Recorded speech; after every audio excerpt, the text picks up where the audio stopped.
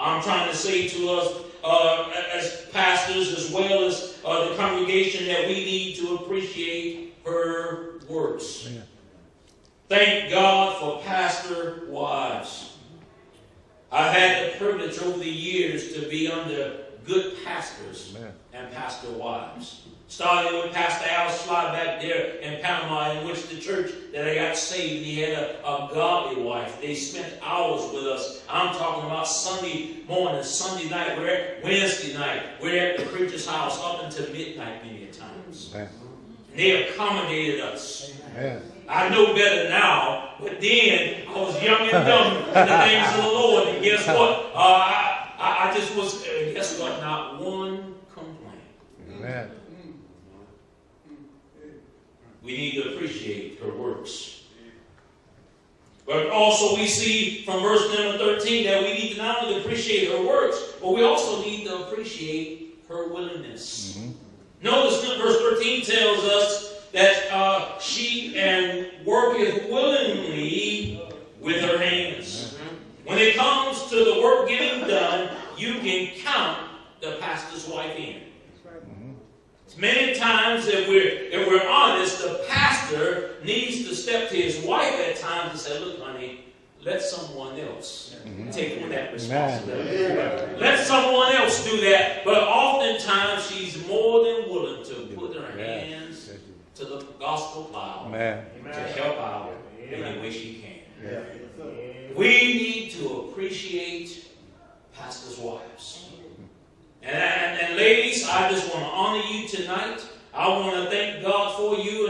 And listen, if we never get an opportunity in this conference to do so, we want to say thank you. Thank you for your dedication to the Lord. Thank you to the duties that you perform for your Lord. Thank you for serving the Lord faithfully all these years. Amen. Amen. But not only should we appreciate her willingness, but here's the fourth thing. We need to appreciate her wisdom. Mm-hmm. Verse 16 through 18 shows us, notice, she considered the field and buyeth it. With the fruit of her hands she planted a vineyard. She girded her loins with strength and strengthened her arms. She perceived that her merchandise is good. Her candle goeth not out by night. Mm. Some people think that the pastor's wife is a pushover. Mm-hmm. That she's not very smart along the way, but may I submit to you that we ought to appreciate her wisdom. Amen. This shows us here, first of all, that she has financial wisdom. Verse 16 makes it clear that she considered the field and buyeth it, and with the fruits of her hands she planted a vineyard. She has financial wisdom. Verse 17 reveals to us that she has physical wisdom. Notice, she girded her loins with strength and strengthened her arms. In other words, she knows how to take care of her body. Amen. See, we don't appreciate it at times. It's the preachers that has that problem at times, but most pastor wives take interest, and she has wisdom. She knows some things which are not good for her, so she stay away from those things. We also see that this text shows us that she not only has financial wisdom and physical wisdom, but she also has genuine wisdom. Verse 18, notice, says, she perceiveth that her merchandise is good. Notice, she knows what type of product she's putting out there. Amen. That's genuine wisdom. No one has to tell her about what she's portraying and what she's putting forth. Mm-hmm. She takes time to evaluate herself, and she realizes the product she has. But may I also include this here, that she also has how to give him wisdom. You say, what do you mean, preacher? She got the preacher. Amen. Amen. Amen. She has that how to give him wisdom.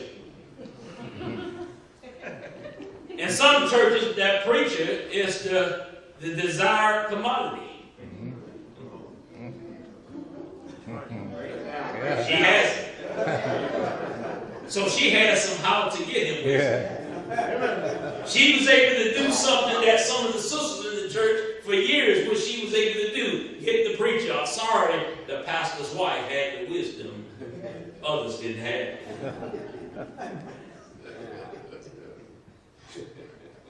But here's a good thing we ought to appreciate about the pastor's wife. We need not only to appreciate her wisdom, but we also should appreciate her welfare. What do you mean? Verse number 19 and 20 says, she led her hands to the spindle, and her hands hold this distaff. She stretched out her hand to the poor, yea, she reached forth her hands to the needy.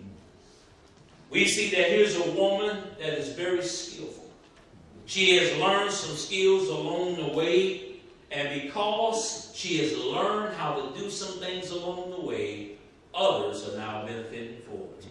Amen. Others are now beginning to reap the benefits. You see a pastor's wife, she learns how to play the piano. Now she's teaching others in the church how to play the piano. The choir and the church and everyone around her is benefiting. Why? Because she has made herself skillful in some areas. She learns how to conduct Bible study and begin to teach the ladies in the church. She learned how to do several things, and before you know it, she takes all of that what she's learned and now shares it with the other women of God. I'm saying to us as the people of God, we need to appreciate the pastor's wife for her welfare. She not only is looking out for herself as far as building up and learning some things, but she's doing it for the benefit of others. Amen. Thank God for pastors' wives. Yeah.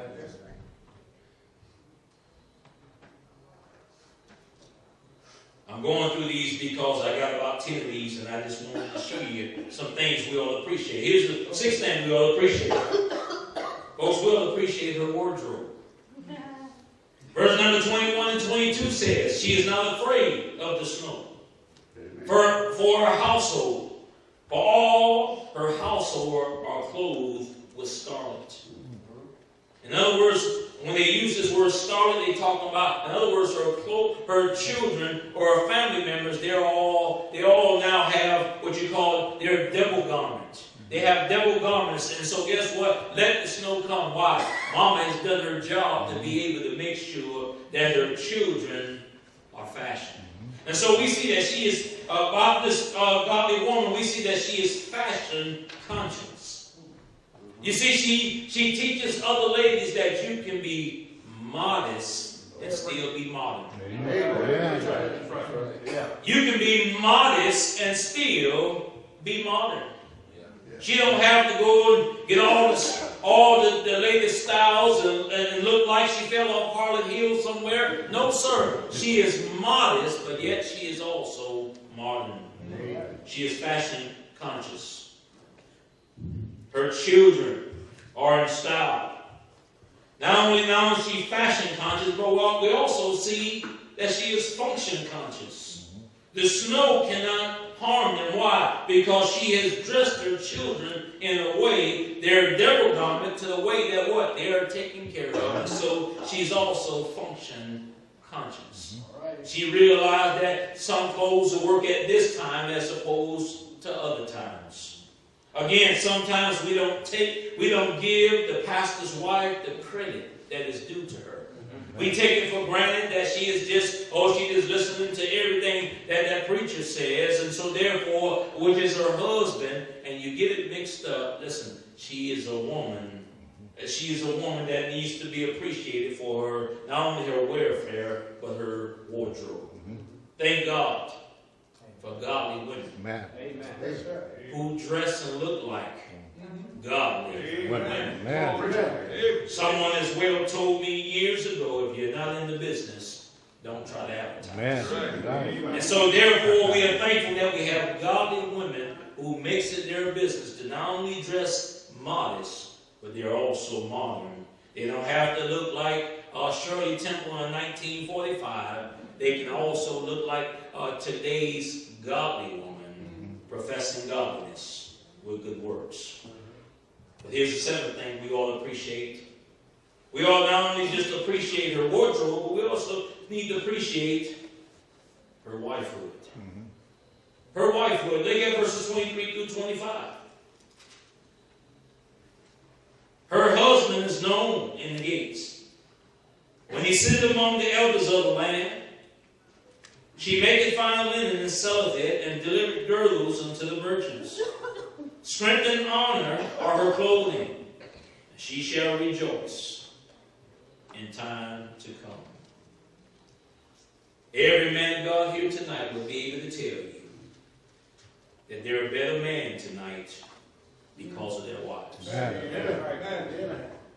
Everywhere they go, they're able to be able to put on a good smile, a good face. They're able to look right. They'll be able to dress well. Why? Because they have their wife at home, called the pastor's wife, who's making sure that things are taken care of with her husband. That's right.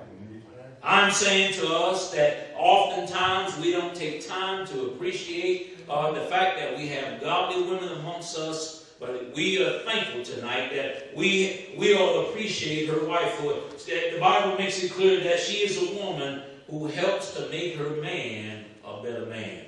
Notice, her husband is known in the gates.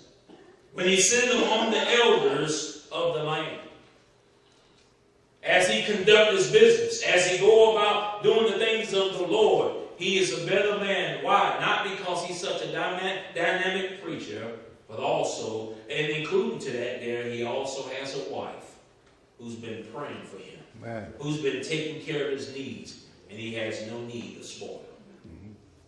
I don't know about you, but it's a blessed time. It's a blessing sometimes when I come in from a night job, and I get in about 5:30 at times, and I see my dear wife. And I know she don't like me talking about this sort of thing, but I see her 5:30 in the morning on her face before God. Actually crying out to the Lord on behalf of our family, and on behalf of our ministry, on behalf of others. And you know something? That blesses my heart as a man of God. Sometimes I come through the door, perhaps even discouraged. But you know, when I hear her off in there, or if I know when she's not in the bed at that time, I know where she's at. And guess what? That blesses my heart. Little does she know how much of a blessing she's been. And knowing that in the times that I'm not there, she's lifting the family up, lifting